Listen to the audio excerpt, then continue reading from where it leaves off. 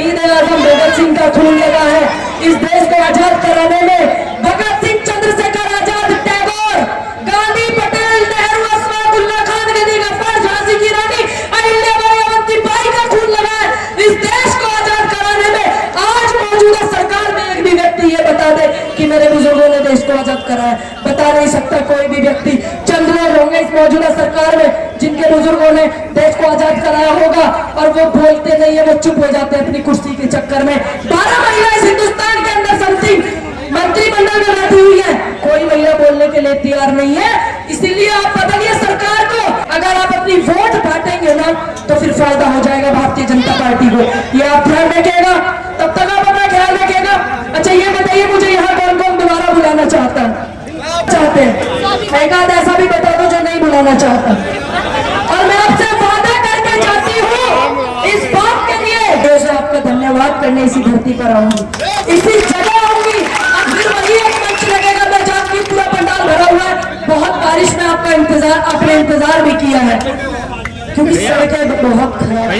कसम परमात्मा की, अगर इस रोड पे कोई गाड़ी रोक करके लूट कर लेना, परमात्मा की कसम कोई देखने वाला नहीं है। सड़कें इतनी खराब, क्योंकि मैं देर कभी करती नहीं हूँ, हो जाती है क्योंकि आपकी सड़कें बड़ी खराब है।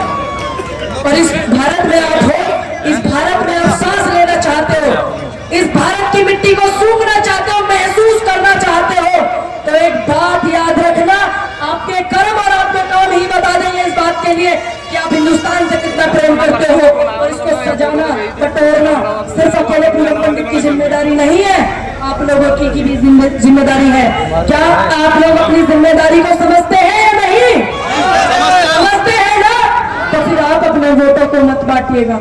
मैं जिस भी मंच पर जा रही हूँ, परमात्मा साक्षी है, मैं उस श्री भगवत गीता की कसम खा करके कहती हूँ, मुझे बोलने से पहले ये नोटिफिकेशन दे दिया जाता है कि आप इस पार्टी के खिलाफ मत बोलना और उसके खिलाफ मत बोलना। इस आजाद भारत में हूँ तो इस लोकतंत्र देश में हूँ और अपनी पार्टी की एक ईमानदारी से काम करने वाली बेटी हूँ, तो वो सब बात बोलूंगी जो संविधान के दायरे में आता है, जो सरकारों ने आपको छला है।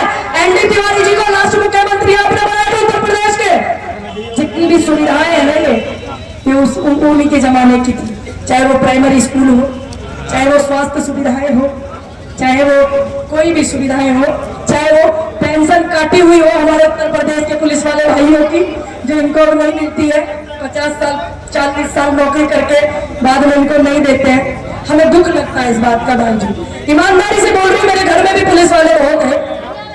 ईमानदारी से इसलिए दुख लगता है कि एक सरकारी कर्मचारी अपने बीवी बच्चों को छोड़ करके, मेरठ से भी यहाँ पर बुलंदशहर में भी, बुलंदशहर से भी यहाँ पर हमारे नौजवान लगे हुए हैं, अपने परिवार को छोड़ करके आपको देते हैं वो सेवा 40-40 साल तक, और आप उनकी पेंशन नहीं देते। कितना दुर्भाग्य है इस देश का, इस उत्तर प्रदेश का।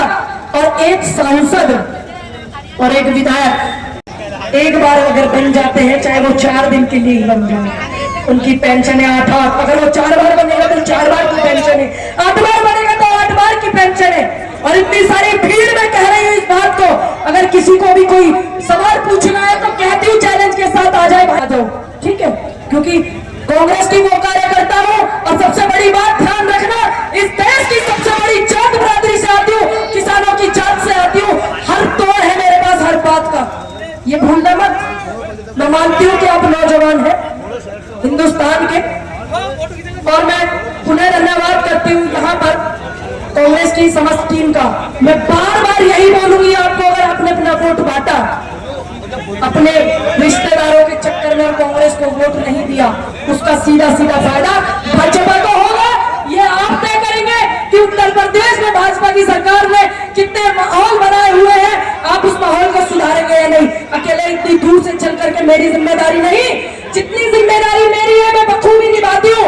आप भी अपनी जिम्मेदारी को समझिए, आप अपने वोटों को रोकिए। और शुभकामनाएं देकर के जाती हूँ आगामी जीत की, कि मैं फिर से आऊँ यहाँ पर और आपकी आवाज को बुलंद करूँ। और एक और बात बता करके जाती हूँ, रिकॉर्ड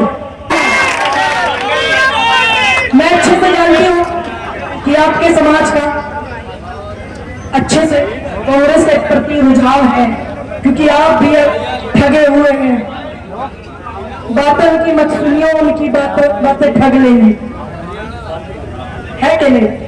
बस आप ये ध्यान रखना कि आपकी अगुवाई करने वाले आपके नेता, आपके अपने नेता, उनके साथ क्या हुआ, हमारी अगुवाई करने वाले हमारे नेताओं के साथ क्या हुआ। और इस लोकतंत्र देश में तानाशाह नहीं चलेगा। ये देश लोकतंत्र से चलता है, ये देश प्रजातंत्र से चलता है, ये देश जनता की वोट से चलता है। ये तानाशाह तंत्र से नहीं चलेगा, ना राजतंत्र से चलेगा।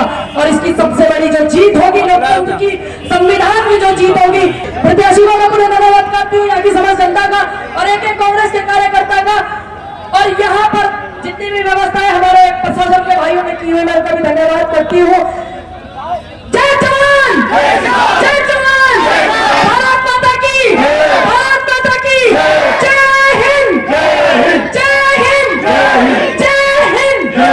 ये शहादत के नारे हैं, जब इनको बोलते हैं तो जोश भी पैदा होता है और अपने आप को बड़ा सुकून महसूस करते हैं। जय हिंद, जय भारत, जय जवान, जय किसान।